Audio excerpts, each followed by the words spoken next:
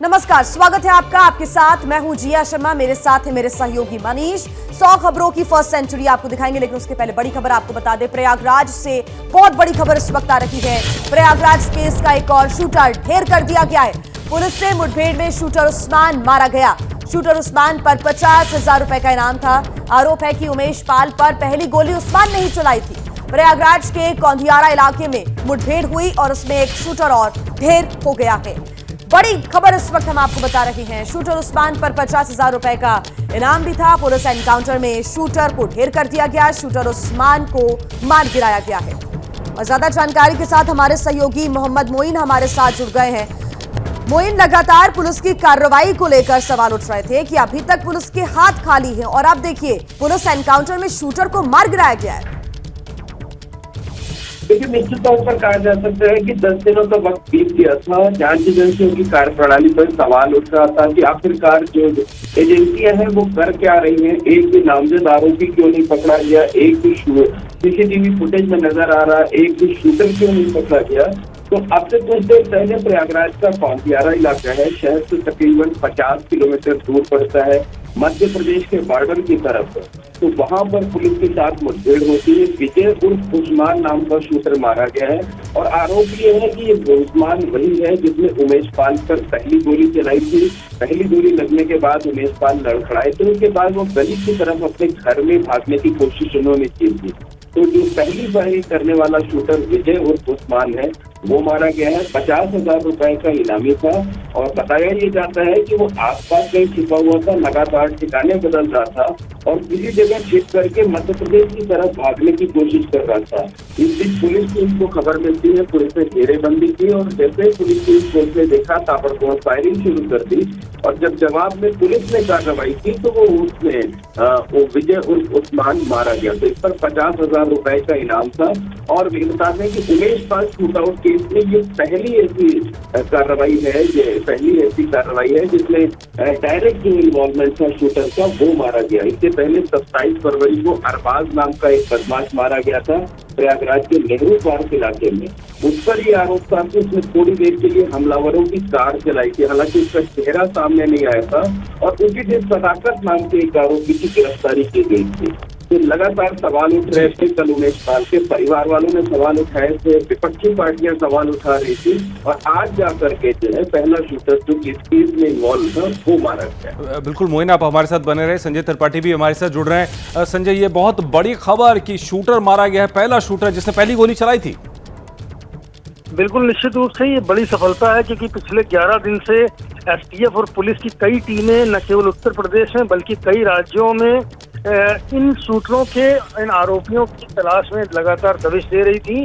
और इस बीच में ये एक बड़ी उपलब्धि कही जाएगी, जिस तरह से विजय चौधरी उर्फ उस्मान को पुलिस टीम ने मुठभेड़ में मार गिराया है। 50,000 रुपए का इस पर इनाम था, और बताते हैं कि उमेश पाल पर सबसे पहली गोली इसी विजय चौधरी ने ही चलाई थी। अब जाकर के पुलिस ने इसे प्रयागराज के कौंधियारा इलाके में मार गिराया है। कहीं ना कहीं देखा जाए तो लंबे समय से पुलिस काम कर रही थी। इस शूटआउट में जिन लोगों के शरीक होने की बात सामने आई थी, जो नामजद आरोपी थे, उन सभी की तलाश की जा रही थी, सभी के लिए कोशिशें की जा रही थी, लेकिन नाकामी हासिल हुई थी। अब 11 दिन बाद ये एक बड़ी सफलता मिली है। क्योंकि बड़ी सफलता इसलिए मैं कह रहा हूँ क्योंकि लगातार एसटीएफ और पुलिस की कई टीमें काम कर रही थी, और अब पुलिस के हाथ कुछ नहीं लग रहा था। अब जाकर के विजय चौधरी और उस्मान को मार गिराया गया है। अन्य कई आरोपियों की तलाश अभी भी जारी है। इनाम की राशि भी बढ़ाई गई है। अब ये देखना है कि आगे जो अन्य आरोपी हैं, जिनमें सबसे बड़ा चेहरा, लेकिन संजय अभी भी कई ऐसे सवाल हैं जिनका जवाब मिलना बाकी है। अंडरवर्ल्ड से कनेक्शन की भी इस पूरे मामले को लेकर जांच हो रही है, और इसकी पूरी जो वजह है वो पुलिस और स्पेशल टीम जो है वो तलाशने की कोशिश हो रही है। ये पुलिस को 11 दिन बाद एक कामयाबी मिली है। जो पहला शूटर है उसको ढेर कर दिया गया है। मोहम्मद मोइन और संजय, बहुत शुक्रिया आपका तमाम जानकारी के लिए। इस खबर पर आगे भी आपसे अपडेट्स हम लेते रहेंगे। अरब सागर में नौसेना ने किया ब्रह्मोस मिसाइल का सफल परीक्षण। मिसाइल में स्वदेशी सीकर एंड बूस्टर लगे। भारत के ब्रह्मोस मिसाइल के टेस्ट पाकिस्तानी गम में डूबे। पाकिस्तानी पत्रकार वजाहत खान ने ट्वीट में लिखा, भारतीय अपनी समुद्री रक्षा को लगातार मजबूत कर रहे हैं, जबकि पाकिस्तानी अभी भी समुद्र में डूबे हुए हैं। हरियाणा के करनाल में आरएसएस प्रमुख मोहन भागवत का बड़ा बयान। बोले, पूरे देश में ऐसी स्थिति है कि अच्छी शिक्षा और स्वास्थ्य के लिए इंसान कुछ भी करने को तैयार है, लेकिन ये दोनों चीजें काफी महंगी। मोहन भागवत ने करनाल में कहा, पहले शिक्षा और स्वास्थ्य पर काम कर्तव्य मानकर किया जाता था, लेकिन अब ये व्यापार है, इसलिए दोनों चीजें दुर्लभ। ब्रिटेन दौरे पर लगातार तीसरे दिन राहुल गांधी का बीजेपी पर निशाना। अब एक कार्यक्रम में वीर सावरकर को लेकर साधा निशाना। कहा, देश आरएसएस बीजेपी की विचारधारा पर चलता तो अब भी अंग्रेज हम पर शासन कर रहे होते। लंदन में राहुल ने कहा, सावरकर ने अपनी किताब में लिखा कि एक दिन उन्होंने अपने 5-6 दोस्तों के साथ मिलकर एक मुस्लिम की पिटाई की, जिससे उन्हें खुशी हुई। राहुल बोले, यह वीरता नहीं, कायरता है। लंदन में राहुल गांधी ने कहा, कैम्ब्रिज और हार्वर्ड यूनिवर्सिटी में बोल सकता हूं, लेकिन भारतीय विश्वविद्यालय में इसकी इजाजत नहीं। इस तरह संसद में भी बोलने नहीं दिया जाता।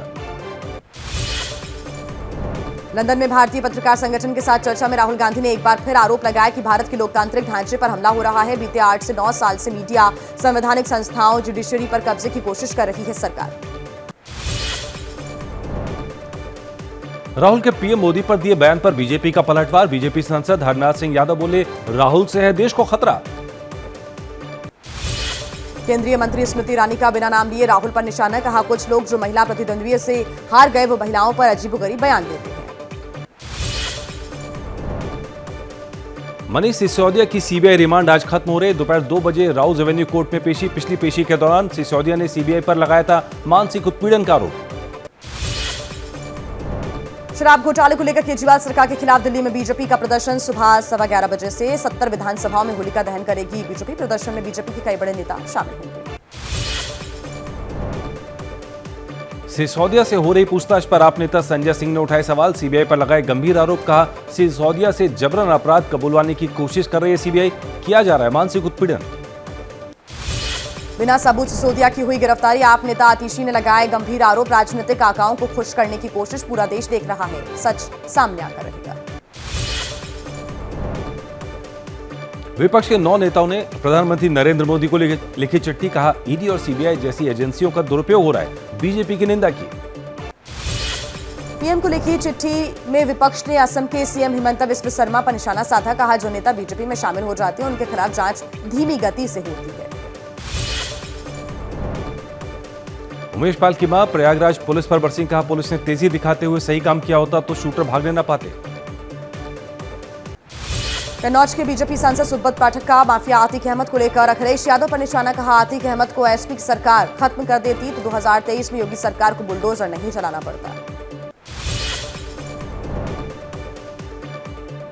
बीजेपी सांसद सुब्रत पाठक ने फिर दोहराई गाड़ी पलटने वाली बात। बोले, जब अपराधी बचने के लिए गवाह की हत्या करवा सकता है तो अपराधी की गाड़ी भी तो पलट सकती है। यूपी के अलीगढ़ में बंजारा समाज का समरसता सम्मेलन। यूपी के समाज कल्याण मंत्री और पूर्व आईपीएस आसिम अरुण भी शामिल हुए। बोले, यूपी में माफिया को मिट्टी में मिलाने का काम जारी है। इटावा में एसपी के वरिष्ठ नेता शिवपाल सिंह यादव ने योगी सरकार के बुलडोजर वाले एक्शन पर हमला बोला। कहा, यह परंपरा खराब। माफिया मुख्तार अंसारी के विधायक बेटे अब्बास अंसारी और बहू निकहत की जेल में मुलाकात पर बड़ा खुलासा। 80 दिन में 20 बार मिले थे दोनों। तमिलनाडु में बिहार के मजदूरों के साथ हुई हिंसा को लेकर आज बिहार विधानसभा में हंगामे के आसार। विधानसभा के बाहर बीजेपी नेता करेंगे धरना प्रदर्शन।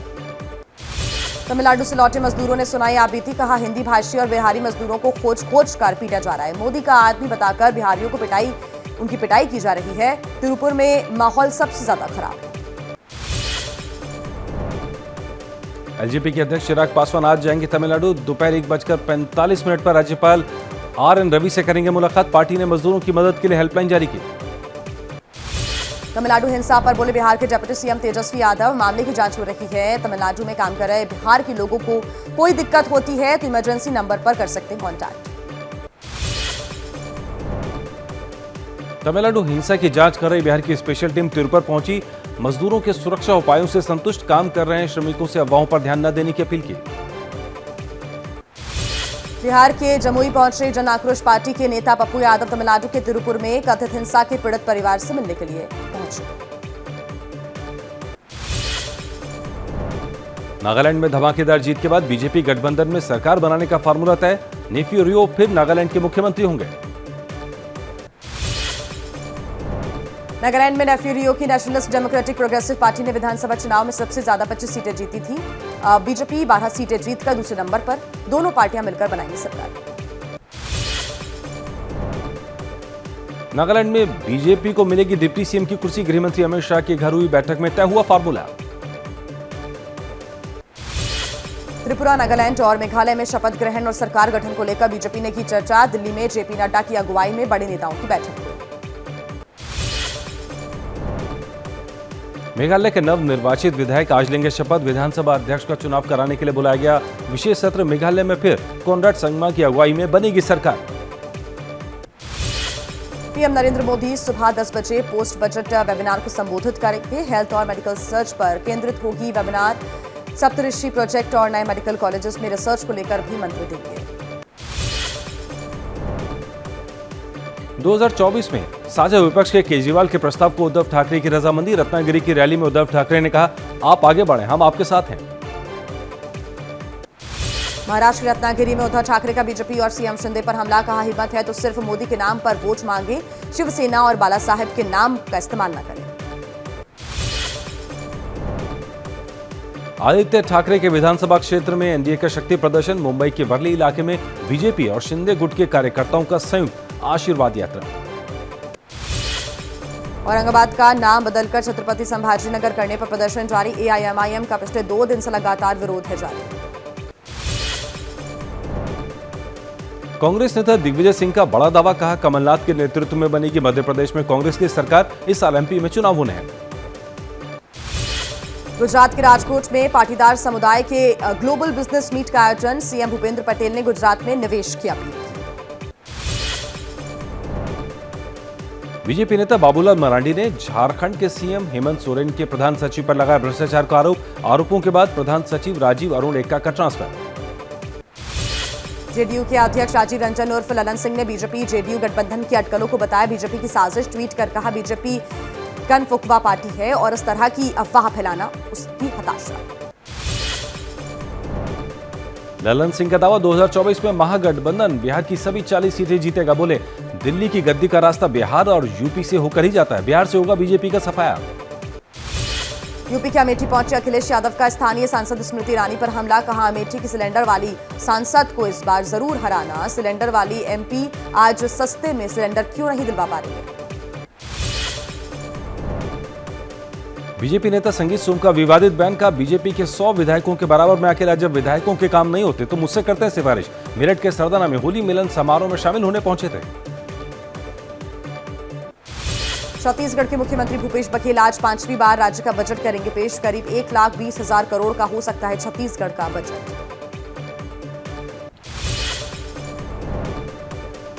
दिल्ली के सीएम केजरीवाल का रायपुर में आप कार्यकर्ताओं के बीच कांग्रेस और बीजेपी दोनों पर हमला। बोले, छत्तीसगढ़ के जंगल अदानी को दिए जा रहे हैं। कांग्रेस और बीजेपी भाई भाई। केजरीवाल और पंजाब के सीएम भगवंत मान ने रायपुर की रैली में कहा, उन्हें एक मौका दो, छत्तीसगढ़ से माफिया और भ्रष्टाचार खत्म कर देंगे। गाय पर इलाहाबाद हाईकोर्ट की लखनऊ बेंच की टिप्पणी का डिप्टी सीएम केशव मौर्य ने किया स्वागत। कोर्ट ने कहा है, गोहत्या पर रोक के लिए कानून बने। गाय को संरक्षित राष्ट्रीय पशु घोषित करने की जरूरत है। हिंदू महासभा के अध्यक्ष स्वामी चक्रपाणी ने की गाय को जल्द से जल्द राष्ट्रीय पशु घोषित करने की मांग। कहा, केंद्र सरकार इस मामले में कानून बनाए। महाराष्ट्र के सोलापुर में राजस्व मंत्री राधाकृष्ण विखे पाटिल से न मिल पाने पर किसानों ने उनके खिलाफ जमकर नारेबाजी की। प्याज की गिरती कीमतों से परेशान किसान मंत्री से मिलने पहुंचे थे। मेरठ के ब्रह्मपुरी में होली के चंदे को लेकर भारी बवाल हो गया। दो पक्षों में जमकर पथराव, कई लोग घायल। भारी पुलिस बल तैनात। 3 आरोपियों को हिरासत में लेकर पूछताछ कर रही है पुलिस। कानपुर के नजीराबाद थाना क्षेत्र में 2 पक्षों में पथराव। पुलिस के सामने जमकर हुई पत्थरबाजी। मौके पर भारी पुलिस बल तैनात। लखनऊ के एक होटल में होली की पार्टी में हुआ जमकर बवाल। पुलिस ने मामला दर्ज किया। लखनऊ में पुलिस ने होली से पहले किया फ्लैग मार्च। हुड़दंगियों पर लगाम लगाने की कोशिश। लखनऊ के मोहान रोड इलाके में गैस सिलेंडर रिफिल कराते समय हुआ विस्फोट। मकान के परखच्चे उड़े, कई लोग घायल हो गए। सूरत में क्रिकेट खेलते हुए एक और युवक की मौत। डॉक्टरों ने दिल का दौरा वजह बताया। गुजरात के कच्छ में पूर्व आईपीएस ऑफिसर प्रदीप शर्मा गिरफ्तार, जमीन आवंटन घोटाले में शामिल होने का है आरोप। इंदौर के सिमरौल इलाके में एक यात्री बस नाले में गिरी, 2 यात्रियों की मौत, 45 घायल। जयपुर में सीएम अशोक गहलोत से मिले संजीवनी क्रेडिट कोऑपरेटिव सोसाइटी की ठगी के शिकार पीड़ित फूट फूट कर रोए रो। बिहार के समस्तीपुर में मजिस्ट्रेट कोर्ट कर्मचारी और पुलिस पर हमला, जमीन से जुड़ा केस हारने पर एक परिवार और उसके समर्थकों ने किया हमला। होली से पहले दिल्ली के बाजारों की बढ़ी रौनक, कारोबारियों में खासा उत्साह, चाइनीज सामानों की तुलना में भारतीय प्रोडक्ट की डिमांड भी ज्यादा हो गई है। 2 दिन बाद होली का है पर्व। वाराणसी में मुस्लिम महिलाओं ने फूल और गुलाल से होली खेलकर दिया एकता का संदेश, ढोल और मंजीरे की धुन पर जमकर थिरकी महिलाएं, मुस्लिम महिला फाउंडेशन के बैनर तले मनी होली। रामनगरी अयोध्या पर भी चढ़ा होली का रंग, बाजारों में बढ़ी रौनक, रंग बिरंगे हुए दुकान, लोग जमकर कर रहे हैं खरीदारी। 8 मार्च को पूरे देश में धूमधाम से मनाई जाएगी होली। होली और शबे बारात के मौके पर लखनऊ में बड़ी फूलों की मांग बढ़ने की वजह से दाम भी आसमान छूने लगे हैं। सामान्य दिनों से कहीं ज्यादा महंगे दामों पर बिक रहे हैं फूल। विमेंस प्रीमियर लीग के दूसरे मुकाबले में रॉयल चैलेंजर्स बेंगलुरु को दिल्ली कैपिटल्स ने 60 रनों से हराया। 223 रन का पीछा करने उतरी आरसीबी मात्र 163 रन ही बना पाई। टॉस जीतकर पहले फील्डिंग करने का फैसला आरसीबी को महंगा पड़ा। आरसीबी के गेंदबाजों ने जमकर रन लुटाए। आरसीबी की हेदर नाइट ने 3 ओवर में 40 रन देकर 2 विकेट लिए। विमेंस प्रीमियर लीग के तीसरे मुकाबले में यूपी वॉरियर्स ने गुजरात जायंट्स को 3 विकेट से हराया। यूपी वॉरियर्स ने 1 गेंद शेष रहते मैच जीत लिया। महिला प्रीमियर लीग का चौथा मुकाबला आज मुंबई इंडियंस और रॉयल चैलेंजर्स बैंगलोर के बीच। आरसीबी की टीम पहली जीत पाने के इरादे से मैदान में उतरेगी। इस वक्त एक बड़ी खबर आ रही है, मुख्तार अंसारी की मुश्किलें थम नहीं रही। एक तरफ उसकी संपत्तियों पर बुलडोजर चल रहा है, दूसरी तरफ उसके हमदर्द भी जेल की सलाखों के पीछे जा रहे हैं। सारे नियम कायदे ध्वस्त कर जेल में बंद मुख्तार के बेटे अब्बास से बहू की मुलाकातों की कारिस्तानी पर जांच रिपोर्ट भी आ गई है। और बड़ी खबर यह है कि डीआईजी की दोनों रिपोर्ट में यह खुलासा हुआ है कि 29 नवंबर से लेकर 9 फरवरी तक 80 दिन में 20 बार पर्ची लगाकर अब्बास से हुई निखत की मुलाकात। जेल कर्मियों ने बयान में कहा बिना पर्ची और तलाशी के मुलाकात होती थी। यह आदेश जेल अधीक्षक अशोक सागर और जेलर संतोष कुमार ने दिए थे। केवल लिखत ही नहीं, अब्बास का भाई उमर, वकील अजय और दोस्त नियाज भी मिलने आते थे। यह भी सामने आया है कि जिस कमरे में अब्बास की उसकी पत्नी से मुलाकात कराई जाती थी वो डिप्टी जेलर चंद्रकला को आवंटित था। ये बड़ी खबर आ रही है, बिना पर्ची तलाशी के मिलती थी निखत। ये रिपोर्ट में सामने आया है, जांच रिपोर्ट दे दी गई। एपी न्यूज के पास डीआईजी की रिपोर्ट है, उसकी कॉपी है जिसके जरिए हम आपको यह खबर दिखा रहे हैं। डिप्टी जेलर के कमरे में मुलाकात होती थी।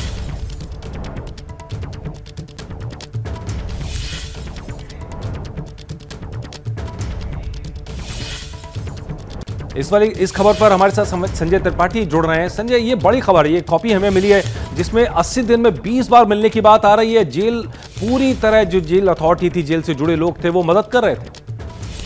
मदद नहीं कर रहे थे मनीष, इसको कहेंगे कि संरक्षण दे रहे थे, पूरी तरह से पाल पोस रहे थे और पैसे के आगे कहीं ना कहीं टिके नजर आ रहे थे।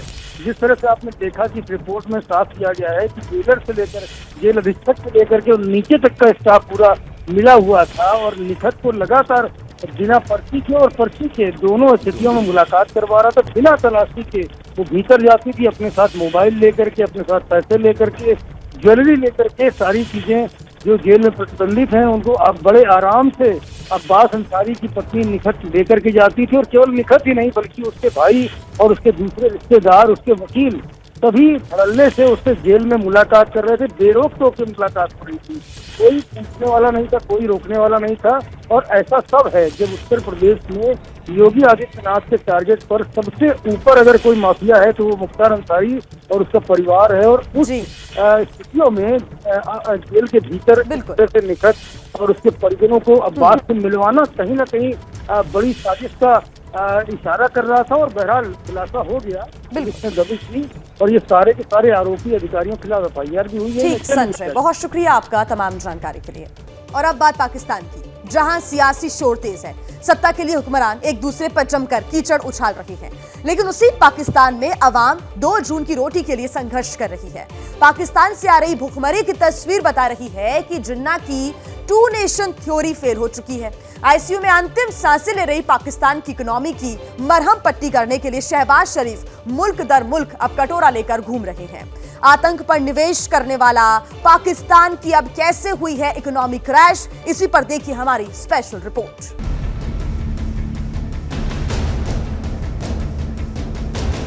रिलीफ पैकेज में भी आवाम को रिलीफ नहीं मिल रहा है। आटा, ये साबुन या चीनी बहुत महंगी हो गई है।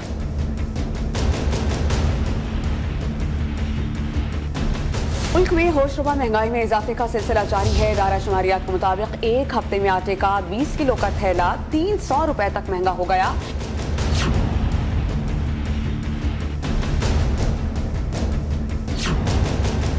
रुपए की रोटी 5 रुपए का नान किधर जाएंगे? तो आटा मिल ही नहीं रहा, बरसात में मर गए, इस वजह से ही मर जाएंगे।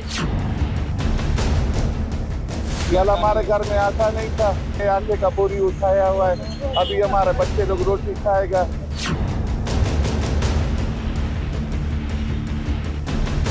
कराची में डाकू आटे के थैले के लिए लूटमार कर रहे हैं। टोटा कहते हैं जो कबूतरों को, परिंदों को डालते थे, अब हम लोग वो खाने पे मजबूर हो गए हैं।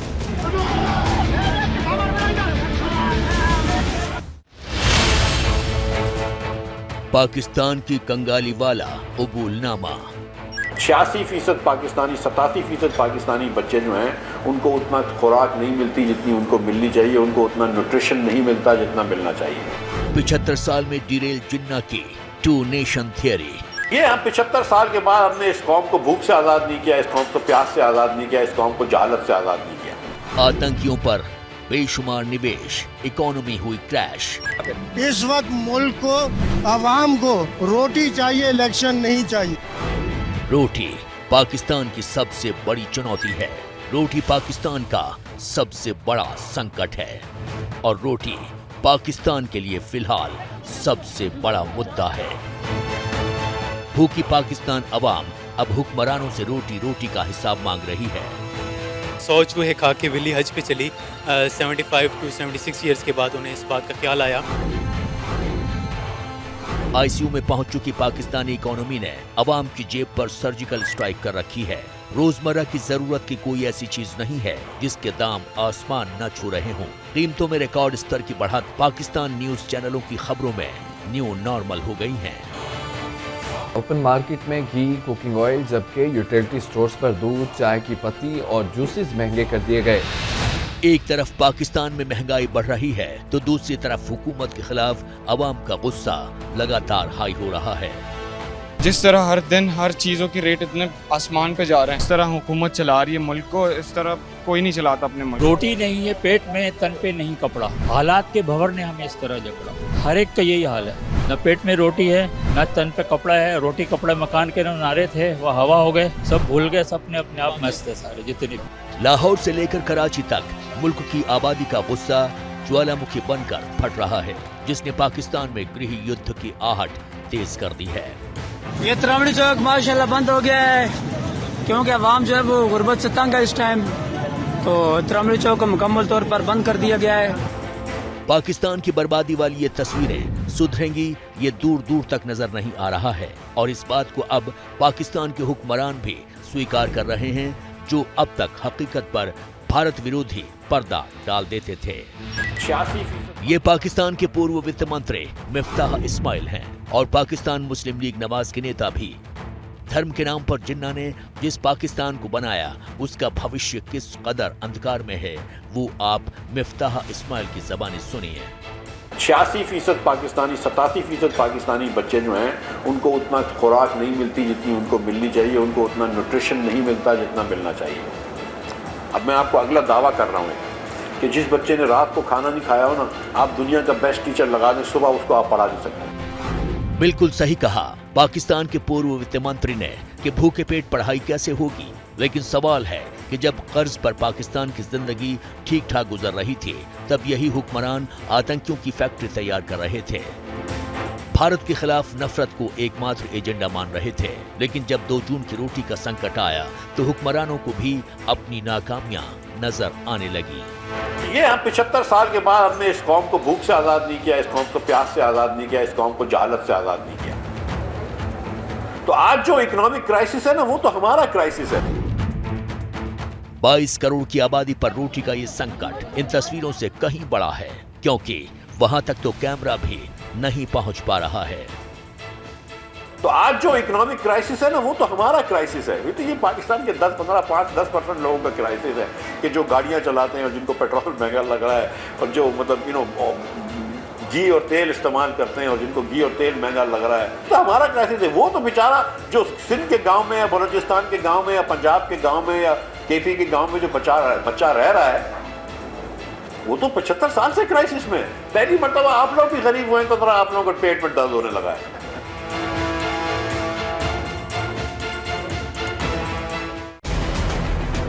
और पाकिस्तान को इस दर्द से राहत मिलती नहीं दिख रही है, क्योंकि जिन्ना का मुल्क दोधारी तलवार पर खड़ा है। कर्ज के लिए पाकिस्तान IMF के सामने गिड़गिड़ा रहा है, लेकिन पाकिस्तान के कर्ज न चुकाने के इतिहास को देखते हुए IMF ने शहबाज सरकार के सामने कड़ी शर्त रखी है। IMF ने कर्ज के बदले पाकिस्तान को एंटी करप्शन टास्क फोर्स का गठन करने का आदेश दिया है। इसके साथ ही बिजली की कीमतों में बढ़ोतरी और पेट्रोलियम पदार्थों पर भारी टैक्स लगाने को कहा है। और अगर कर्ज के लिए शहबाज सरकार IMF की शर्त मान लेता है, तो जनता महंगाई के भंवर में और फंस जाएगी, जो पहले से ही 2 जून की रोटी के लिए संघर्ष कर रही है। IMF से जो है अपना बेल आउट लेने के लिए, उसकी वजह से इन्होंने ये उनके कहने पे चीज़ें महंगी की और इस वजह से बिजली भी महंगी हो गई है। जब इस तरह होगा तो हर चीज़ इफेक्ट होगी, तो इस वजह से गरीब ममालिक जो है वो गरीब से गरीब हो जाते हैं। उस कन्या टच है, उन लोगों को कन्या टच है, चाहे वो गैर मुस्लिम है, और उन लोगों में से करप्शन नहीं है। हम लोग तो जो है ना एक दूसरे का खून पीने के लिए तैयार है। जी, पाकिस्तान के हालात मुझे तो यही दिख रहे हैं कि अगले कोई 50-100 साल भी ठीक नहीं हो सकते, क्योंकि जिस तरह पिछले 60-70 ईयर्स में इंडिया ने तरक्की किया, बांग्लादेश उसके 20 साल बाद आज़ाद होकर हमसे, उनकी GDP हमसे बहुत ज़्यादा बेहतर है। कपड़े की दुकान है, इस महीने में जो है ना पिछले साल 3,000 साढ़े 3,000 रुपये में बिल पे कर रहा था, नहीं तो मैं आपको बिल दिखा दूंगा। और इस साल जो है ना इस महीने में हम 14,300 रुपये मैंने परसों बिल जमा कर दिया। साथ इंडिया हमारे, उनकी वहाँ पे बिजली सस्ती है और वो किसानों को भी बिल्कुल सब्सिडी पे फ्री बिजली प्रोवाइड करते हैं, जिसकी वजह से वहाँ पे एग्रीकल्चर जो है वो उसकी कॉस्ट बिल्कुल कम है और चीज़ें जो है वहाँ पे सस्ती है। जब बिजली महंगी होगी तो हर चीज़ इफेक्ट होगी, उसकी वजह से जो चीज़ों की कीमत है वो भी बढ़ जाती है। पाकिस्तान में दूध 235 रुपए लीटर पहुंच चुका है। 1 किलो चिकन के लिए 700 से 780 रुपए चुकाने पड़ रहे हैं। मीट की कीमत 1000 रुपए पार हो चुकी है। पेट्रोल की कीमत 272 और डीजल 262 रुपए पर है, जबकि केरोसिन 217 रुपए लीटर बिक रहा है। पाकिस्तान में प्रति व्यक्ति सालाना आय 5 लाख पाकिस्तानी रुपए है, जो हर महीने 41,500 पाकिस्तानी रुपए बनता है। और अगर एक परिवार रोज सिर्फ 1 लीटर दूध भी खरीदता है, तो उसकी कमाई का करीब 6वां हिस्सा 1 लीटर दूध में ही खत्म हो जाता है। से वो कोशिश कर रहे हैं किसी तरीके से हम वापस जाएं। क्यों? कि उनके वहाँ पे उनको बहुत ज्यादा फैसिलिटी है, हर चीज उनको इजीली भी असर है। यहाँ पे जो कश्मीरी यहाँ पे वो तंग है अभी, वो कह रहे हैं हम वापस इंडिया चले जाएं। हाँ जी, वो चाहते हैं कि कोई ऐसा रास्ता खुले और हम वापस चले जाएं। जब हम इधर आए थे ना, तो ऐसे सुना था कि बहुत अच्छे हालात हैं इधर के। जब इधर आ गए पता चला तो घर से पैसे मंगवा के वापसी जा रहे हैं। इतनी महंगाई है ना। ये बताएं, ये जो सेब है इसकी आज की क्या प्राइस है, क्या रेट है आज? 200 रुपए किलो चल रहा है भाई यार। ना 200 रुपए किलो चल रहा है। 200 रुपए। प्याज है उसके रेट का पता है? प्याज के 200 रुपए किलो है भाई यार। किलो है। अच्छा, और इसके अलावा ये जो केला है किस तरह? 150 रुपए दर्जन। ये बिल्कुल साथ इंडिया है, इंडिया का साइड का कश्मीर है। वहाँ पर प्याज का रेट आपको अंदाजा है क्या? वो कम होगा भाई यार। आपके कोई रिलेटिव उस साइड के कश्मीर पे रहते हैं? कोई रिलेटिव नहीं है, अलबत्ता दोस्त हैं। बात होती है? जी बिल्कुल, रब्ता होता है। वो कभी इंफ्रास्ट्रक्चर, रोड डेवलपमेंट के हवाले से पूछा आपने कि वहाँ पे रोड, इस चीज के बारे में पूछा? क्या कहते हैं उस साइड कश्मीर? तो यहाँ से वहाँ पे तो वो कहते हैं जी हमारे पास वहाँ पे डेवलपमेंट बहुत अच्छी है कि उन्होंने तो बॉर्डर तक वो रोड लेके आए हुए जो यहाँ पे समझ लें मोटरवे पे भी नहीं है। और उन्होंने मतलब अपने आप को वहाँ पे सिक्योर किया हुआ है कि मतलब लोगों को कोई मसला मसाइल ना रखे, उनको फैसिलिटी दे रहे हैं। राशन कार्ड है, मुख्तलिफ किस्म की चीज़ें जो उनको गवर्नमेंट की तरफ से जो है उनको रियायत कीमत में मिल रही हैं। यहाँ पे वो चीज़ खोता घर का सब बराबर है। और अगर पाकिस्तान कर्ज के लिए IMF की शर्त मान लेता है, तो 22 करोड़ की आबादी पर महंगाई का संकट और गहरा हो जाएगा। IMF पाकिस्तान पर कर्ज के बदले इतनी कड़ी शर्त क्यों लगा रहा है? इसकी वजह पाकिस्तान का ट्रैक रिकॉर्ड। पाकिस्तान कर्ज डकार कर चुकाता नहीं है। दूसरा, IMF के मुताबिक पाकिस्तान में चंद लोगों के पास पैसा है भी तो वो टैक्स चोरी करते हैं। इन बातों की गवाही देती है ये तस्वीरें। सोशल मीडिया पर वायरल इस तस्वीर के बारे में दावा किया जा रहा है कि यह किसी पाकिस्तानी बिजनेसमैन की बेटी की शादी का वीडियो है जो दुबई में हुई। वीडियो में कैप्शन लिखा हुआ है, lavish Pakistani wedding in Dubai trends. Video में नजर आ रहा है एक बड़े तराजू में एक तरफ दुल्हन बैठी हुई है तो दूसरी तरफ सोने की ईंटों से दुल्हन को तोला जा रहा है। ये उस देश का हाल है जहां अवाम 2 जून की रोटी के संकट से जूझ रही है। IMF के सामने पाकिस्तान के घड़ियाली आंसू काम नहीं आए तो शहबाज शरीफ भीख का कटोरा लेकर कतर रवाना हो गए। ये तस्वीरें कतर एयरपोर्ट की हैं। कतर में UN की लीस्ट डेवलप्ड कंट्रीज यानी कम विकसित देशों की कॉन्फ्रेंस है। पाकिस्तान UN की लीस्ट डेवलप्ड कंट्रीज में शामिल नहीं है, लेकिन कंगाल पाकिस्तान को जहां भी भीख की उम्मीद दिख रही है वहीं हाथ फैला रहा है। साथ ही कर्ज के लिए IMF के सामने भी नाटक जारी है।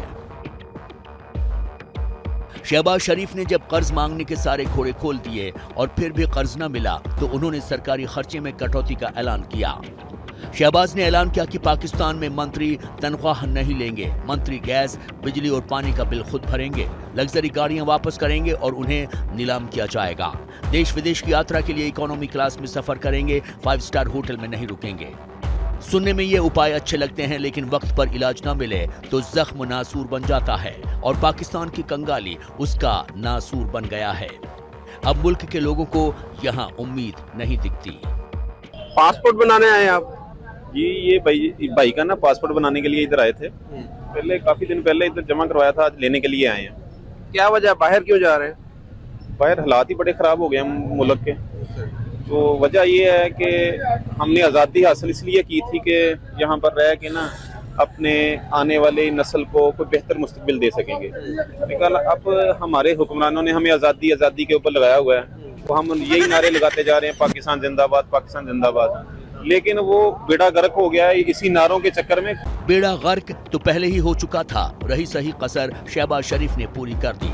कैसे, वो देखिए।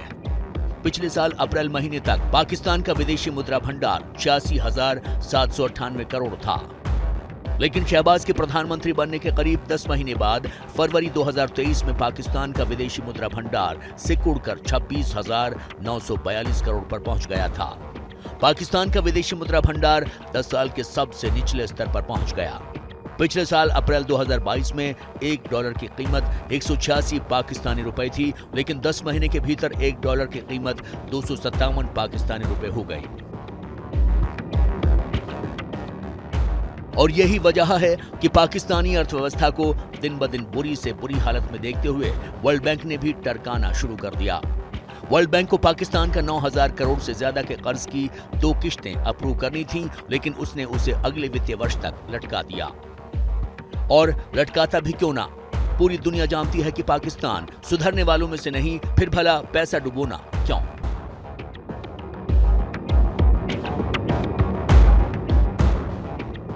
और इस बात की सबसे ताजा मिसाल है US bureau of counter terrorism की रिपोर्ट, जिसके मुताबिक आतंकवादियों के खात्मे को लेकर पाकिस्तान में चलाया जा रहा अभियान भी महज एक दिखावा है। 2020 के मुकाबले 2021 में पाकिस्तान में आतंकवादी घटनाओं में इजाफा हुआ है और इसीलिए भारत पहले ही कह चुका है कि अगर पाकिस्तान को मदद चाहिए तो पहले उसे अपनी नीयत सुधारनी होगी और एक शांति प्रिय मुल्क की तरह बर्ताव करना होगा।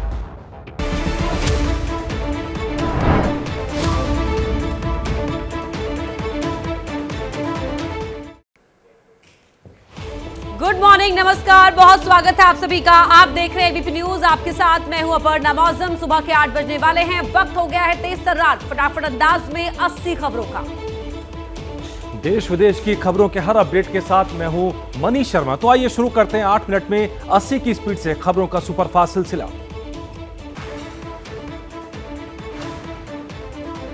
कन्नौज के बीजेपी सांसद सुब्रत पाठक का माफिया अतीक अहमद को लेकर अखिलेश यादव पर निशाना। कहा, अतीक अहमद को एसपी की सरकार खत्म कर देती, 2023 में योगी सरकार को बुलडोजर नहीं चलाना पड़ता। बीजेपी सांसद सुब्रत पाठक ने फिर दोहराई गाड़ी पलटने वाली बात। बोले, जब अपराधी बचने के लिए गवाह की हत्या करवा सकता है तो अपराधी की गाड़ी भी पलट सकती है।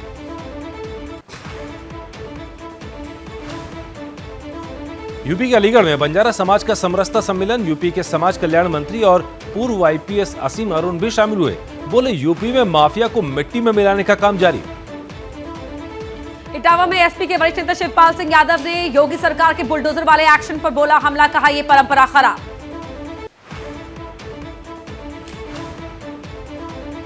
माफिया मुख्तार अंसारी के विधायक बेटे अब्बास अंसारी और बहू निखत की जेल में मुलाकात पर बड़ा खुलासा। जेल में पर्ची और बिना पर्ची होती थी मुलाकातें।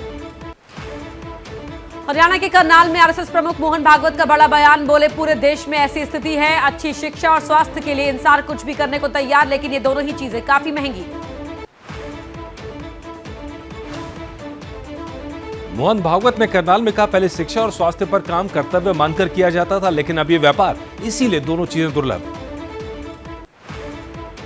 ब्रिटेन दौरे पर लगातार तीसरे दिन राहुल गांधी का बीजेपी पर निशाना। अब एक कार्यक्रम में वीर सावरकर को लेकर साधा निशाना। कहा, देश आरएसएस बीजेपी की विचारधारा पर चलता तो अभी भी अंग्रेज हम पर शासन कर रहे होते।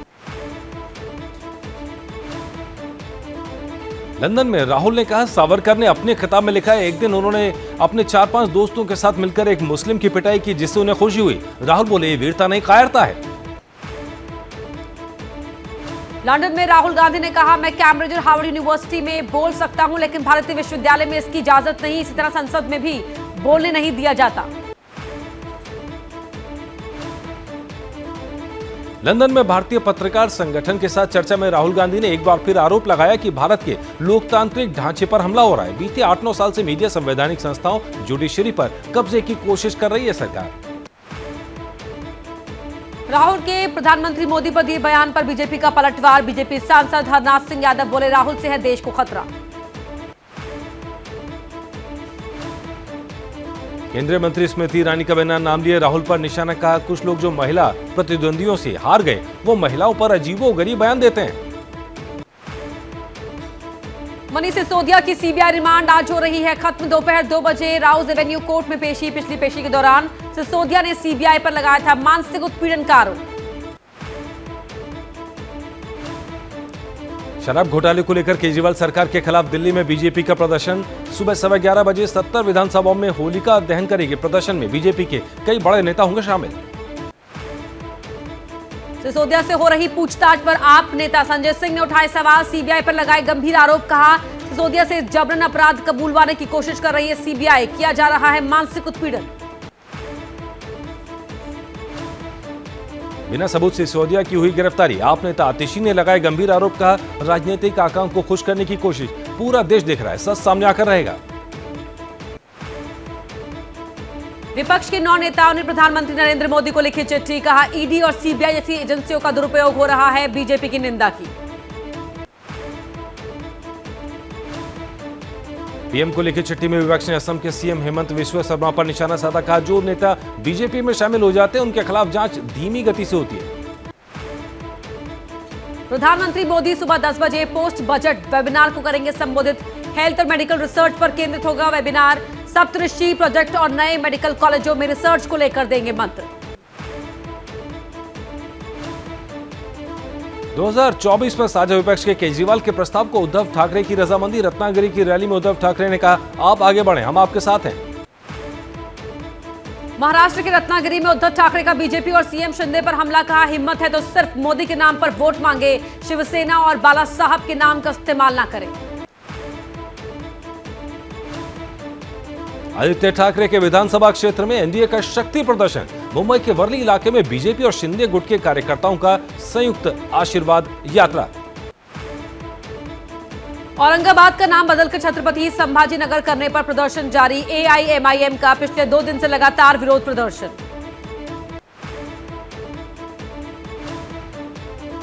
कांग्रेस नेता दिग्विजय सिंह का बड़ा दावा। कहा, कमलनाथ के नेतृत्व में बनेगी एमपी में कांग्रेस की सरकार। इस साल एमपी में चुनाव होने हैं।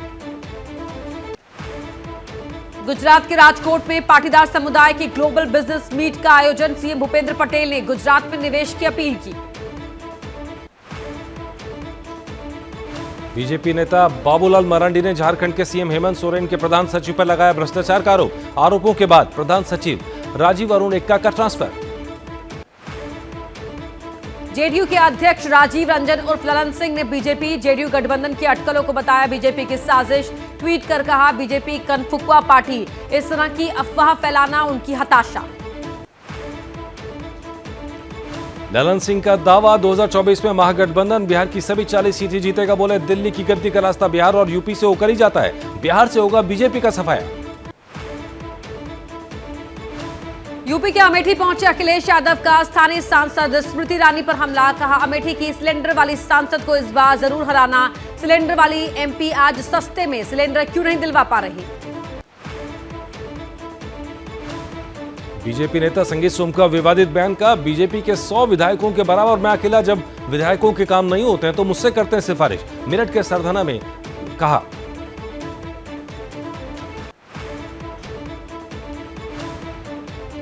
छत्तीसगढ़ के मुख्यमंत्री भूपेश बघेल आज 5वीं बार राज्य का बजट पेश करेंगे। करीब 1,20,000 करोड़ का हो सकता है छत्तीसगढ़ का बजट।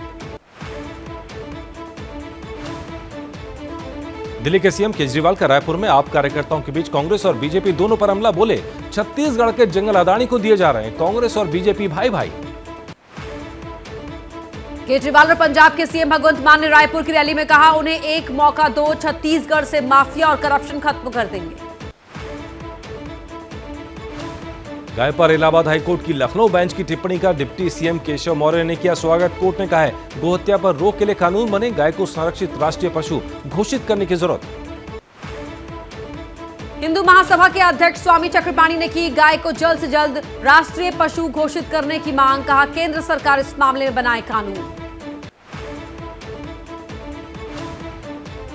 महाराष्ट्र के सोलापुर में राजस्व मंत्री राधा कृष्ण विखे पाटिल से न मिल पाने पर किसानों ने जमकर नारेबाजी की। प्याज की गिरती कीमतों से परेशान किसान मंत्री से मिलने पहुंचे थे।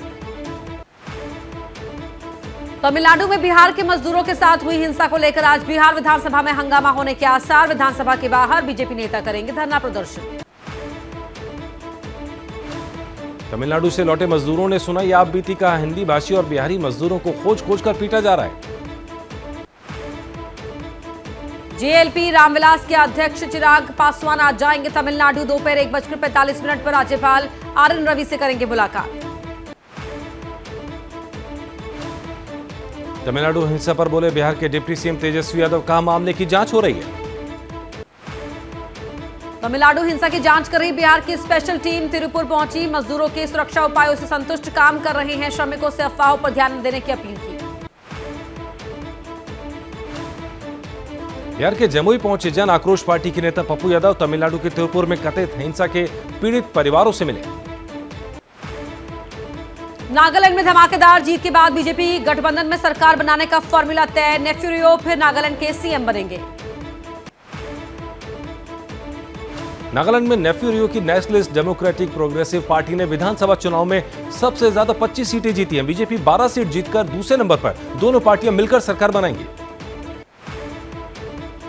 नागालैंड में बीजेपी को मिलेगी डिप्टी सीएम की कुर्सी। गृह मंत्री अमित शाह के घर हुई बैठक में तय हुआ फॉर्मूला। त्रिपुरा, नागालैंड और मेघालय में शपथ ग्रहण और सरकार गठन को लेकर बीजेपी ने की चर्चा। दिल्ली में जेपी नड्डा की अगुवाई में बड़े नेताओं की बैठक। मेघालय के नवनिर्वाचित विधायक आज लेंगे शपथ। विधानसभा अध्यक्ष का चुनाव कराने के लिए बुलाया गया विधानसभा का विशेष सत्र। मेघालय में फिर कॉनरेड संगमा की अगुवाई में बनेगी सरकार। मेरठ के ब्रह्मपुरी में होली के चंदे को लेकर भारी बवाल। दो पक्षों में जमकर पथराव, कई लोग घायल। भारी पुलिस बल तैनात। 3 आरोपियों को हिरासत में लेकर पूछताछ। कानपुर के नजीराबाद थाना क्षेत्र में दो पक्षों में पथराव। पुलिस के सामने जमकर हुई पत्थरबाजी। मौके पर भारी पुलिस फोर्स मौजूद। लखनऊ के एक होटल में होली की पार्टी में हुआ जमकर बवाल। पुलिस ने मामला दर्ज किया। लखनऊ में पुलिस ने होली से पहले किया फ्लैग मार्च। हुड़दंगियों पर लगाम लगाने की कोशिश। लखनऊ के मोहान रोड इलाके में सिलेंडर रिफिल करते समय हुआ विस्फोट, मकान के परखच्चे उड़े, कई घायल। सूरत में क्रिकेट खेलते हुए एक और युवक की मौत, डॉक्टर्स ने कहा दिल के दौरे से हुई मौत। गुजरात के कच्छ में पूर्व आईपीएस ऑफिसर प्रदीप शर्मा गिरफ्तार, जमीन आवंटन घोटाले में शामिल होने का आरोप। इंदौर के सिमरोल इलाके में एक यात्री बस नाले में गिरी, 2 यात्रियों की मौत, 45 घायल।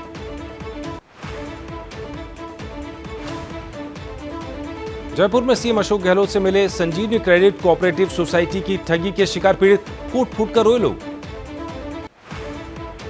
बिहार के समस्तीपुर में मजिस्ट्रेट, कोर्ट कर्मचारी और पुलिस पर हमला, जमीन से जुड़ा केस हारने पर एक परिवार और उनके समर्थकों ने किया हमला। होली से पहले दिल्ली के बाजारों की रौनक बढ़ी, कारोबारियों में खासा उत्साह, चाइनीज सामानों की तुलना में भारतीय प्रोडक्ट्स की डिमांड ज्यादा, 2 दिन बाद होली का पर्व। वाराणसी में मुस्लिम महिलाओं ने फूल और गुलाल से होली खेलकर दिया एकता का संदेश, ढोल और मंजीरे की धुन पर जमकर थिरकी महिलाएं, मुस्लिम महिला फाउंडेशन के बैनर तले मनी होली। रामनगरी अयोध्या पर भी चढ़ा होली का रंग, बाजारों में बड़ी रौनक, रंग बिरंगे हुए दुकानें, लोग जमकर कर रहे हैं खरीदारी। 8 मार्च को पूरे देश में धूमधाम से मनाई जाएगी होली। होली और शब बारात के मौके पर लखनऊ में बढ़ी फूलों की मांग बढ़ने की वजह से दाम भी आसमान छूने लगे हैं, सामान्य दिनों से कहीं ज्यादा महंगे दामों में बिक रहे हैं फूल। विमेंस प्रीमियर लीग के दूसरे मुकाबले में रॉयल चैलेंजर्स बैंगलोर को दिल्ली कैपिटल्स ने 60 रनों से हराया, 223 रन का पीछा करने उतरी आरसीबी मात्र 163 रन ही बना पाई। टॉस जीतकर पहले फील्डिंग करने का फैसला आरसीबी को पड़ा महंगा, आरसीबी के गेंदबाजों ने जमकर रन लुटाए। आरसीबी की हेदर नाइट ने 3 ओवर में 40 रन देकर 2 विकेट लिए। विमेंस प्रीमियर लीग के तीसरे मुकाबले में यूपी वॉरियर्स ने गुजरात जायंट्स को 3 विकेट से हराया।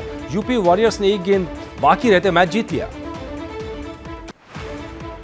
महिला प्रीमियर लीग का चौथा मुकाबला आज मुंबई इंडियंस और रॉयल चैलेंजर्स बेंगलुरु के बीच। आरसीबी की टीम पहली जीत पाने के इरादे से मैदान में उतरेगी।